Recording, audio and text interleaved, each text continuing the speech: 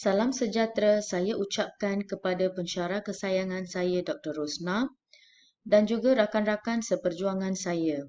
Saya Tanalashmi, anak perempuan Nagaraja. Tajuk pembentangan saya pada hari ini ialah Dasar Latihan Pengurusan dan Kepimpinan Pendidikan.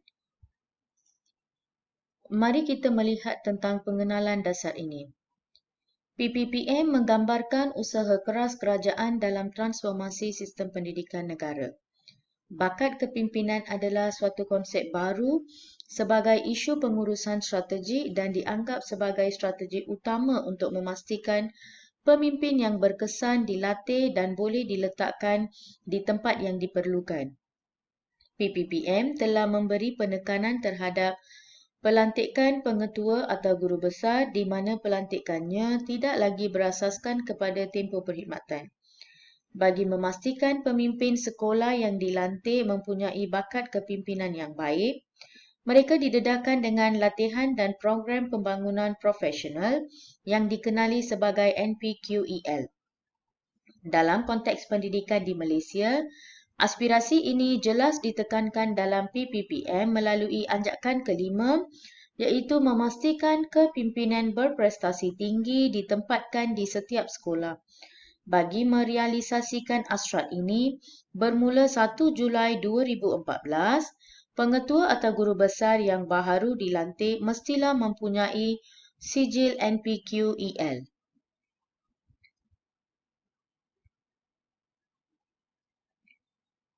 Mari kita melihat pengenalan kepada dasar latihan dan pengurusan dan kepimpinan pendidikan.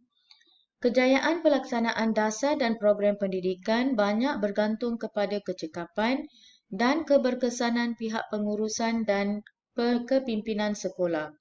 Oleh itu, usaha yang berterusan perlu dilaksanakan bagi meningkatkan kecekapan dan keberkesanan pengurusan dan kepimpinan pendidikan. Sebagaimana kita tahu, Institut Aminuddin Baki iaitu IAB merupakan institusi dalam Kementerian Pendidikan Malaysia yang bertanggungjawab kepada pembangunan latihan dalam bidang pengurusan dan kepimpinan pendidikan. IAB diberi mandat untuk membangunkan keupayaan pengurus dan pemimpin pendidikan di semua peringkat KPM bagi menghasilkan organisasi pendidikan yang berkualiti dan bertaraf dunia.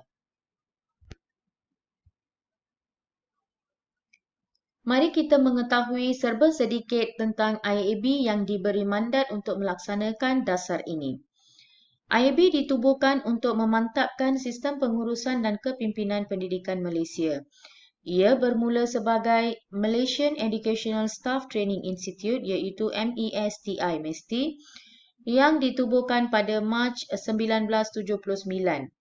MESTI kemudiannya dikenali sebagai Institut Pengurusan Pendidikan Negara IPPN pada tahun 1985. Pada 14 Mac 1988, YB Menteri Pendidikan Malaysia pada masa itu mengisytiharkan nama baru IPPN kepada Institut Aminuddin Baki iaitu IAB. Membangunkan profesionalisme dalam kepimpinan dan pengurusan pendidikan yang akan membantu membangunkan sistem pendidikan kebangsaan secara keseluruhannya.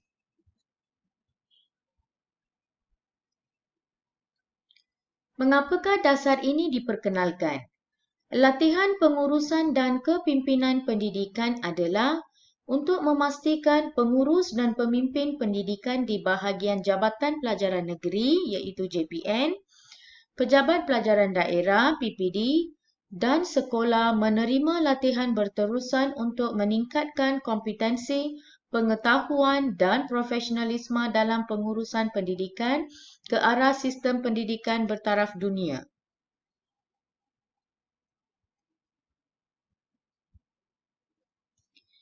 Berikut merupakan analisis SWOT bagi dasar latihan pengurusan dan kepimpinan pendidikan. Di sini, S bermaksud kekuatan iaitu ciri-ciri sesebuah organisasi yang boleh membantu mencapai objektif. W pula kelemahan iaitu ciri-ciri sesebuah organisasi yang boleh menggagalkan organisasi mencapai objektif. O pula bermaksud peluang, iaitu situasi luaran yang boleh membantu organisasi mencapai objektif, dan T pula bermaksud ancaman, iaitu situasi luaran yang boleh menggagalkan organisasi mencapai objektif.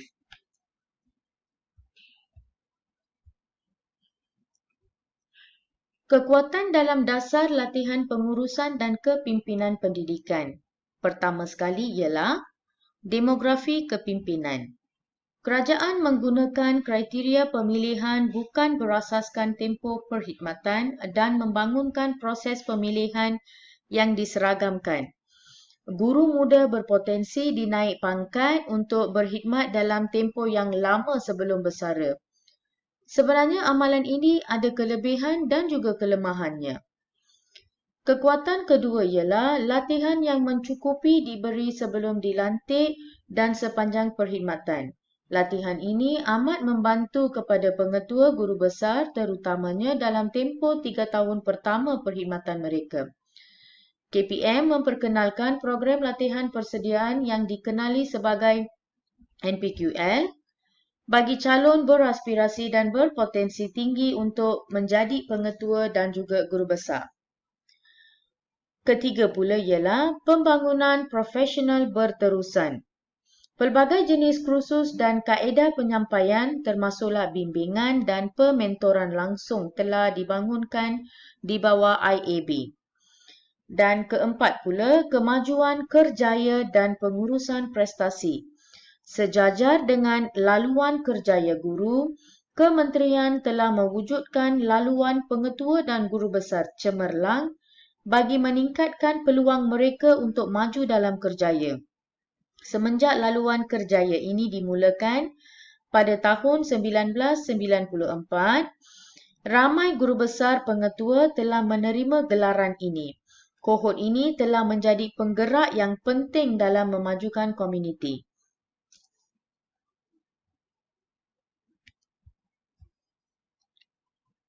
Seterusnya ialah kelemahan dalam dasar latihan pengurusan dan kepimpinan pendidikan. Kesukaran menempatkan pengetua guru besar di kawasan sekolah di luar bandar. Keadaan ini mengakibatkan lebih banyak guru muda dinaikkan pangkat. Dalam amalan ini, seperti mana saya bagi tahu, ini adalah kelemahan juga di mana mereka yang dinaikkan pangkat mungkin belum bersedia untuk memikul tanggungjawab kepimpinan sebagai guru besar ataupun pengetua. Seterusnya adalah peluang dalam dasar latihan pengurusan dan kepimpinan pendidikan. Melalui gelombang 1 dalam PPPM, meningkatkan standard pemilihan dan sistem sokongan. Kementerian telah melabur dalam pembangunan keupayaan pengetua guru besar sedia ada melalui program pembangunan profesional berterusan iaitu CPD yang lebih baik dan memperkukuhkan kaitan antara prestasi dengan kompetensi. Dalam gelombang 2, memartabatkan profesion keguruan dan menganjak ke arah kepimpinan teragih. Gelombang 2, pakej kerjaya pengetua yang baharu menyediakan laluan kerjaya baru untuk pengetua dan guru besar dalam menambah baik pemilihan dan mengukuhkan proses lantikan mereka. KPM juga melaksanakan pilihan laluan pantas dan peralihan untuk pengetua dan guru besar, meluaskan sokongan bagi membina keupayaan guru penolong kanan dan ketua bidang serta meningkatkan autonomi membuat keputusan bagi pengetua guru besar berdasarkan prestasi. Dan ketiga pula, memperkukuhkan proses pemilihan dan lantikan kementerian. Kementerian membangunkan 2 skim sedia ada untuk pemimpin di sekolah rendah dan di sekolah menengah. Menjadi 1 skim baru. Skim baru ini direka bentuk dalam gelombang 1 melalui input daripada pengetua guru besar dan Jawatan Perkhidmatan Awam iaitu JPA. Mewujudkan satu kumpulan calon yang lebih besar bagi jawatan pemimpin serta grade dan gaji yang setara untuk pengetua dan guru besar tanpa mengira sekolah mereka berkhidmat. Seterusnya, memperkukuhkan kemajuan kerjaya kementerian akan menambah baik laluan kerjaya. Pengetua dan guru besar cemerlang bagi memberi ganjaran kepada mereka yang berprestasi tinggi secara tekal dan cekap dalam menguasai kompetensi yang diharapkan pada tahap prestasi berikutnya. Peluang kelima pula, gelombang ketiga pada tahun 2021 hingga 2025. Ia mewujudkan budaya kecemerlangan profesional teladan rakan setugas.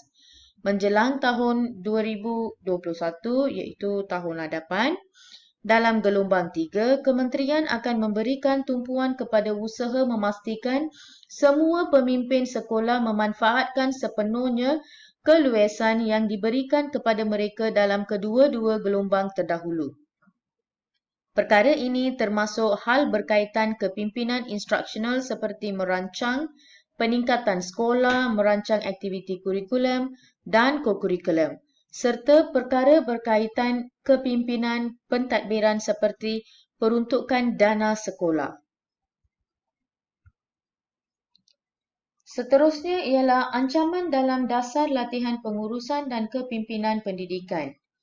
Kementerian perlu memastikan setiap sekolah tanpa mengira lokasi dan tahap prestasi melahirkan pengetua dan guru besar dan pasukan kepimpinan sokongan yang berkualiti tinggi untuk menyediakan kepimpinan pendidikan dan memacu prestasi sekolah secara keseluruhan.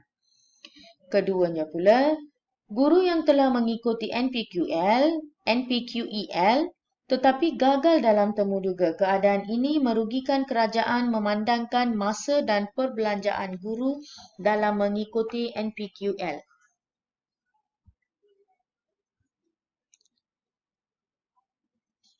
Menjelang tahun 2021, semua elemen pakej kerjaya pengetua dan guru besar yang baharu diharap dapat dilaksanakan.